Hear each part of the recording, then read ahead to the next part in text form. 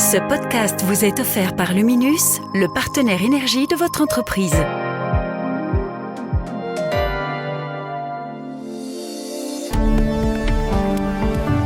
Vous écoutez Z sur 7, le podcast quotidien de Trends Canal Z. Nous sommes aujourd'hui le 18 juin. Votre podcast aujourd'hui est écrit par Arnaud Huard et animé par Anne Marchand. Bonjour à toutes et à tous. Aujourd'hui, à la une de votre podcast, la semaine de 4 jours est-elle envisageable en Belgique ? Historiquement, cette mesure a surtout été introduite pour partager le travail. Ensuite, des sites d'e-commerce en infraction. C'est important que les droits de consommateurs sont respectés, bien sûr. Et pour finir, nous retrouverons Peter de Keyser pour parler du sommet de l'OTAN à La Haye dans quelques jours.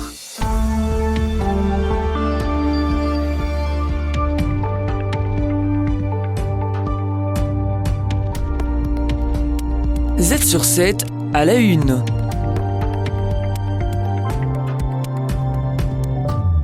Le Bureau du Plan et l'Université de Gand ont mené une enquête sur les effets d'une réduction du temps de travail. Depuis la pandémie de Covid, dans plusieurs pays européens, un nombre croissant d'entreprises ont testé des formules comme la semaine de 4 jours. Maritza Lopez Novella, experte marché du travail au Bureau du Plan, nous explique. Historiquement, cette mesure a surtout été introduite pour partager le travail.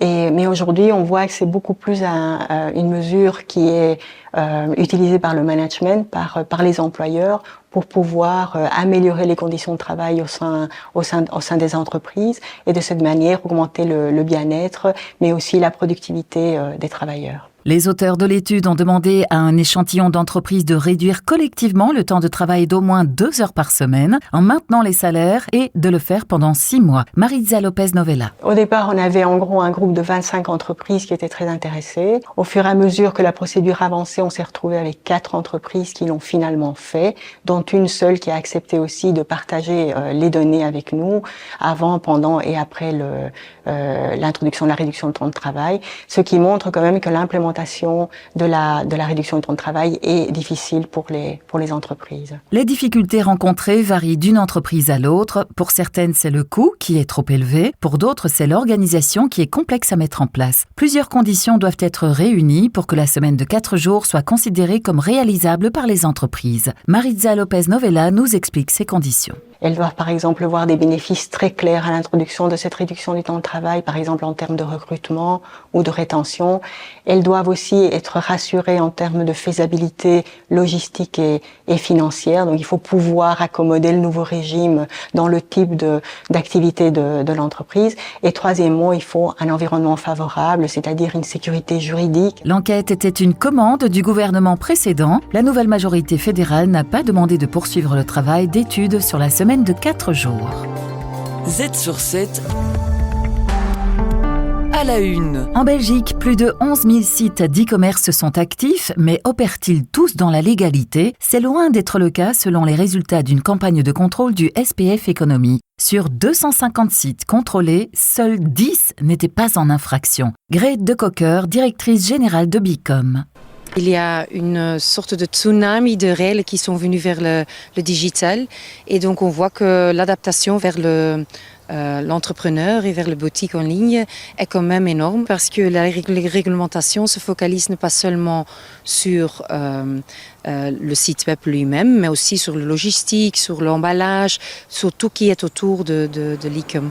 On retrouve en tête de peloton la vente de jouets, vient ensuite le bricolage et enfin les produits pour bébés. Les infractions concernent généralement les informations sur l'annulation d'achat ou encore la durée de la garantie, mais aussi des clauses abusives, notamment sur les retours. Grete de Cocker nous explique. C'est important que les droits de consommateurs sont respectés, bien sûr, et les règles sont bien, mais c'est la connaissance, le volume, et c'est surtout les petits entrepreneurs ou les petites boutiques qui a plutôt e-commerce comme un extra dans son business, c'est là qu'on voit qu'il y a beaucoup de malconnaissance des règles. Une méconnaissance des règles européennes, mais aussi des règles belges. Rien que pour cette année, Bicom a dénombré 30 mesures que les sites d'e-commerce doivent appliquer. Le ministre de l'économie, David Clarinval, a tout de même indiqué qu'une fois avertis, 97% des boutiques en ligne ont régularisé leur situation. Grete de Cocker pour finir. Maintenant, on est en train de voir les guidelines de l'SPF Economy, mais ça va prendre du temps avant d'être implémenté implémenter toutes ces règles-là. Donc, on espère que le gouvernement nous donne un peu de crédit là-dessus. La fédération plaide pour une harmonisation et surtout une simplification des règles, notamment pour ne pas être pénalisé par rapport à des sites chinois comme Temu ou Alibaba qui ne sont pas soumis à ces règles et contre lesquels il est compliqué de rester compétitif. Z sur 7, les dessous du pouvoir. Peter de Keyser, économiste et entrepreneur, fait le lien entre entrepreneuriat et politique.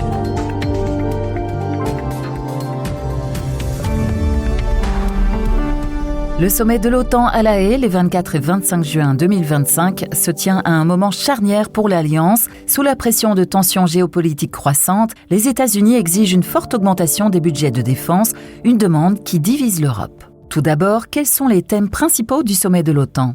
Le sommet de l'OTAN à La Haye arrive à un moment critique. Au cœur des discussions, l'augmentation des budgets de défense avec une exigence américaine de passer la norme de l'OTAN de 2 à 5% du PIB. Cette demande répond aux menaces croissantes, notamment de la Russie, qui renforce sa capacité militaire selon les rapports de renseignement, et la Chine, priorisée par les États-Unis. L'Ukraine sera également un sujet majeur. Le président Zelensky obtiendra-t-il un rôle de premier plan ou cela entrera-t-il en conflit avec le souhait américain d'un rapprochement diplomatique avec la Russie? La cyberguerre et l'instabilité sur le flanc sud de l'OTAN, comme au Sahel et au Moyen-Orient, sont aussi à l'agenda. Ce sommet doit renforcer le rôle géopolitique de l'Europe, mais la question est, est-ce que l'OTAN parviendra-t-elle à afficher son unité? Ensuite, quelles sont les positions des principaux pays de l'OTAN ? Les États-Unis, sous la présidence de Trump, dominent le débat avec leur exigence d'un budget de défense à 5% et une focalisation sur la Chine plutôt que sur la Russie. Ils veulent que l'Europe prenne plus de responsabilités, ce qui crée des tensions avec l'Allemagne et la France, qui privilégient une défense européenne autonome,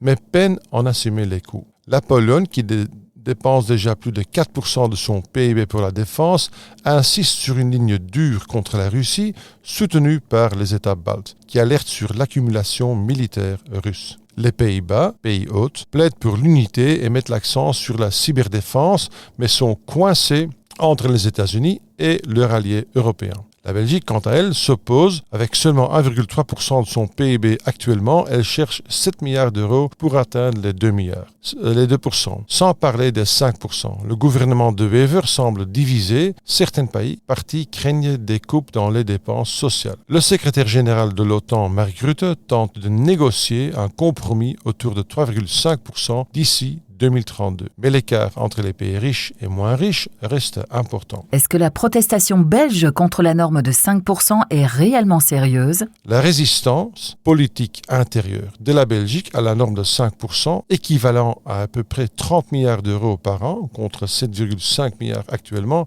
est marquante. Le gouvernement de Wever juge cela intenable. Près de la moitié du budget fédéral opérationnel serait consacré à la défense, au détriment de la sécurité sociale ou des impôts. Ce refus semble en partie destiné à apaiser les électeurs, inquiets des coupes budgétaires. Mais le problème est réel. La Belgique traîne depuis des années en bas du classement de l'OTAN et risque l'isolement diplomatique, comme l'a averti le général Van Sina. Un compromis autour de 3%, ce qui est à peu près 18 milliards d'euros, semble plus réaliste. Mais sans engagement concret, la Belgique risque de perdre en influence au sommet.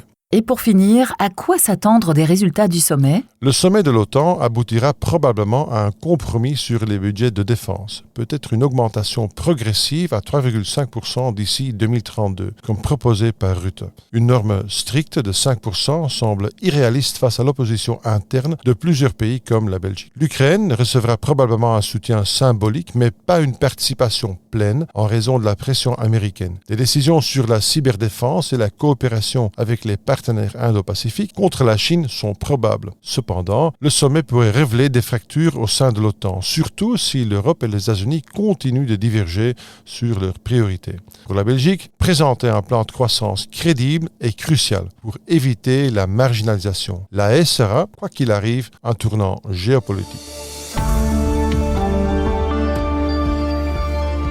Les meilleurs experts boursiers vous proposent des analyses des marchés internationaux, des conseils avisés et les dernières tendances économiques. Z sur 7, expert boursier. Nous arrivons à la fin de ce podcast et pour finir, nous allons analyser les marchés financiers avec Guillaume Duchesne de la Banque Transatlantique. Les marchés rebondissent depuis quelques mois. On mesure l'importance des facteurs de risque présents dans le marché, mais ces indices sont résilients. Guillaume Duchesne nous explique le comportement des marchés aux côtés de la présentatrice des Z-News d'hier soir. Alors, il y a deux éléments. Il y a d'abord effectivement le géopolitique, vous l'avez dit. On ne sait pas où les choses vont. Il y a clairement des incertitudes. Le marché semble se rassurer. C'est un petit peu plus difficile aujourd'hui, mais en tout cas, c'était le cas hier. Dire que le scénario du pire, il est écarté. Donc, le scénario du pire, c'est le détroit d'Ormuz qui est fermé. Donc, ça représente 20% de l'activité et du transport pétrolier. Donc, c'est quand même relativement conséquent pour le marché. Et donc, ça peut ramener un pétrole à $100. Et donc là, c'est l'autre point, c'est l'interrogation sur l'économie américaine. Et de voir un petit peu comment l'économie américaine évolue. Et c'est assez clair sur les derniers temps qu'il y a eu des effets un petit peu plus rassurants sur l'économie américaine, notamment la désescalade commerciale. Donc il y a eu des évolutions un petit peu plus favorables. Et donc ça renvoie à un scénario plutôt de désinflation, qui évidemment serait remis en cause si on se retrouve avec un pétrole à $100. Mais c'est un scénario de désinflation qui est valable pour les États-Unis et qui est valable un peu partout dans le monde et qui permet aux banques centrales de baisser leurs taux. Les 7 magnifiques ont rebondi de 33% du point bas du mois d'avril et ce phénomène est un effet post-Liberation Day. Oui, donc en fait, il y a eu un phénomène au début de l'année qui a été très défavorable. Donc c'est des valeurs qui de toute façon structurellement ont un atout. Elles ont une croissance qui est relativement solide, croissance des bénéfices. Elles génèrent des cash flows qui sont relativement conséquents. Et puis il y a des barrières à l'entrée. Donc on sait que de toute façon on ne peut pas éviter ces valeurs-là, dont les 7 magnifiques. Maintenant, au début de l'année, il y a eu deux éléments qui étaient extrêmement importants. C'est d'une part la question de la valorisation, parce qu'on les paye quand même très cher. On le sait, c'est des valeurs de croissance, on les paye cher, mais on les payait très cher, c'est 35 fois les bénéfices. Et tout le monde était concentré sur ce type de valeur. Et donc avec l'annonce de DeepSeek, donc le concurrent en termes d'IA, concurrent chinois, qui lui proposait des prix qui sont quand même nettement inférieurs, il y a eu un doute énorme. Donc le fait de se dire finalement on les paye relativement cher. Donc tout ça est passé. Et puis finalement, il y a pas mal de valeurs qui ont confirmé ces derniers temps qu'elles investissaient dans l'IA et qu'il y avait un résultat qui était positif. C'est le cas notamment de Meta, d'Alphabet, et on le voit bien dans le cours boursier, qui ont repris. Et puis évidemment, c'était quand même des valeurs beaucoup moins chères parce qu'on n'était qu'à 24 fois les bénéfices. Et pourtant, elles n'ont pas toutes repris ce chemin boursier positif. Exemple avec Apple, Guillaume Duchesne nous explique. Des vents contraires, en fait, c'est un peu grandeur et décadence pour Apple. Donc il y a eu des vents défavorables avec notamment les droits de douane, donc qui sont quand même un élément négatif. Pour Apple, parce qu'ils produisent en Chine, même s'ils ont déplacé en Inde, il y a quand même un impact de ces droits de douane, donc un scepticisme du marché. Un iPhone qui serait produit aux États-Unis, c'est $3 500, donc c'est quand même pas la même chose. Des amendes de la part de l'Union européenne pour les questions d'anti-concurrence. Et puis finalement, aussi une valeur qui dépend énormément de l'innovation. Donc on sait très bien que Apple, c'est des innovations dans le temps. On a eu le Mac, l'iPad, l'iPod, etc. Donc c'est à chaque fois vraiment se renouveler par rapport à ça. Et aujourd'hui, il y a un peu un doute sur la capacité à vraiment produire de nouvelles innovations. Et donc, il y a un article de The Economist qui évoquait notamment le syndrome de Nokia. Vous vous souvenez de Nokia, donc, qui était d'ailleurs le concurrent et donc, qui a disparu en partie à cause d'Apple. La brique, La brique, voilà, c'est ça. Et donc cette concurrence a fait que finalement Nokia n'a pas su initier vraiment un mouvement d'innovation. Et donc, c'est quand même une grande question pour Apple. En fait, il y a un an, ils avaient fait un grand plan, et donc la valeur avait rebondi quand même de 10%, un plan stratégique sur l'IA, donc ça avait eu un effet assez positif, et une conviction, donc on retrouvait vraiment cette tendance sur l'IA. Et puis finalement, là, il y a eu, début du mois de juin, une réunion, une conférence annuelle, donc pile un an plus tard, et finalement, c'est assez décevant en termes d'innovation. Donc, il y a vraiment ce flux, et donc ça prouve bien que pour le marché, l'IA est quand même un effet pivot, c'est de voir un petit peu ce qui se passe. On le voit, Meta et Google arrivent à prendre ce train, alors qu'il y avait des doutes il y a quelques temps. Apple a vraiment des difficultés à le faire. Merci pour votre tour de l'actualité journalier. Merci à vous pour votre fidélité. Demain matin, nous serons de nouveau à votre écoute. Mais à quoi va servir cet épisode, Anne ? Demain, un journaliste vous dévoilera les coulisses du magazine Trends Tendance de cette semaine. Vous pourrez également retrouver toutes vos analyses et actualités du monde économique. Mais en attendant, voici 1 minute de conseils pour mieux gérer l'énergie en entreprise avec Quentin Janssen de chez Luminus.